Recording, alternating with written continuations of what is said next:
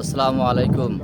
জামাত ইসলাম সভাপতি ডাক্তার শফকুজ্জামান, জামাত ইসলাম বাংলাদেশ সেক্রেটারি, চোখ বন্ধ করেন না। বাংলাদেশ জামাত ইসলাম সেক্রেটারি অধ্যক্ষ গোলাম পরোয়ার, সাবেক এমপি, আপনাদের উদ্দেশ্যে বলছি, সাতক্ষীরা 4 আসনের গাজী নজরুল ইসলাম যে নারী যে অকর্ম করেছে, জামাত ইসলামের নিয়ম কোনটা আছে তাকে বহিষ্কৃত করা হোক, এবং যদি কোনো দিন সে জামাত ইসলাম ক্ষমতায় আসে, ওই দলে থাকে, তাহলে আপনাদের ঘৃণা করবে জামাত ইসলামকে, খুব শক্তভাবে থাকবেন। আমি একজন জামাত ইসলামের সাধারণ একজন সাপোর্টার ভোটার, কোনো কর্মী, কোনো কিছু না, নেতা, কোনো কিছু না। তা জামাত ইসলামের যে নিয়মকানুন আছে সেইটাই সাতক্ষীরা 4 আসনের গাজী নজরুল ইসলাম এমপি যে অকর্ম করেছে, এটা আপনারা দেখেন। যদি না দেখেন তাহলে কিন্তু জামাত ইসলাম মাটি হয়ে যাবে।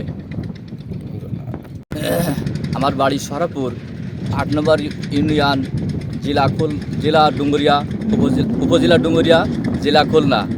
এই ছাগলের খোপেও কিন্তু সিসি ক্যামেরা সেট করা থাকে। আপনার নেতা কোনো সবাই সাবধান হয়ে যান, এরকম অকর্ম না হয়, এবং আমি এর শাস্তি চাই। এবং আমি এর উপযুক্ত বিচার চাই।